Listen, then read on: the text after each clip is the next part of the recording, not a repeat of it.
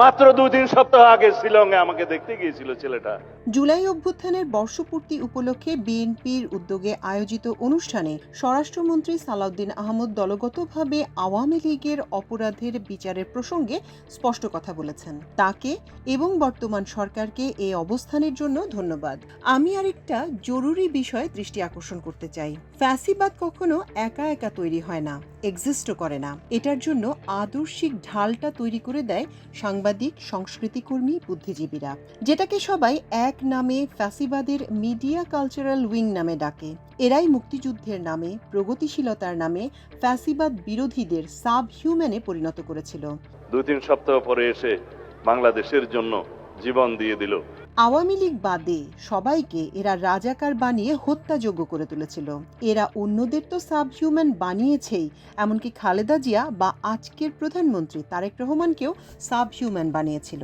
তাহলে সাধারণ নাগরিকদের কি অবস্থা হয়েছিল ভাবেন। কিন্তু ফ্যাসিবাদের সম্মতি উৎপাদন যারা করেছেন এবং এখনো যারা খুব দুর্বল কিছু কৌশলে ফ্যাসিবাদকে ঢাল দেওয়ার চেষ্টা করছেন, তাদের ক্ষেত্রে কি করণীয়? বিচার করুন আগে। আমরা দেখতে চাই এই দেশে প্রত্যেকটা খুনের বিচার হয়েছে। সিনিয়র সাংবাদিক, শিল্পী, মডেল এরকম নানা রকমারি নামের আড়ালে বেশ কিছু আওয়ামী ফুট সোলজার এসব কাজ করে যাচ্ছেন। এরা জুলাই এবং 16 বছরে মানবতা বিরোধী অপরাধের ভিকটিমদের নিয়ে কটাক্ষ করলে করণীয় কি? আমার কথা যদি বলেন, ব্যক্তিগতভাবে আমি মনে করি জুলাইয়ের পরাজিত শক্তি পাগল হয়ে কি বলে না বলে এটাকে আলোচনায় আনারও দরকার নেই। কিন্তু আমি তো কাউকে হারাইনি। আমি বা আমরা এখানে কোনো বিষয় না। বিষয় হচ্ছে ওই সব সন্তানহারা মা, বাবা, স্ত্রী ও পরিবার পরিজন। আমরা কি তাদের অনুভূতিকে কোনো গুরুত্ব দেব না, নাকি আমরা এই লেসপেন্সারদের এমনভাবে ছুরি হাতে ঘুরে বেড়াতে দেব আর তারা সেই ছুরি দিয়ে শহীদদের স্মৃতিকে কেটে ফালাফালা করবে, বলবে জুলাইতে কিছু হয় নাই, সব মেটিকিউলাস ডিজাইন। শহীদ ইয়ামিনরা যেমন শেষ একবার দম নেয়ার জন্য দুনিয়ার সব বাতাস টেনে ভেতরে নেয়ার চেষ্টা করেছিল, ইয়ামিন, ওয়াসিম, সাইদ, মুগ্ধ, নাইমাদের বাবা মায়েরা যখন এসব শোনে তখন তাদেরও এরকম নিঃশ্বাস নিতে কষ্ট হয়। প্রতিবার এসব মানবিক বোধ শূন্য জম্বিরা যখন টিভিতে, পত্রিকায় এসব বলে আমাদের শহীদরা দ্বিতীয়বার, তৃতীয়বার, অজস্রবার শহীদ হয়, একটা শহীদের বাবা কিংবা মা কতবার এটি সহ্য করবে? কেন করবে? এর প্রতিকার কি? যখন গুমের ভিকটিমদের পরিবারকে রক্তাক্ত করে বলা হয় গুম বলে কিছু নাই, তখন তার প্রতিকার কি?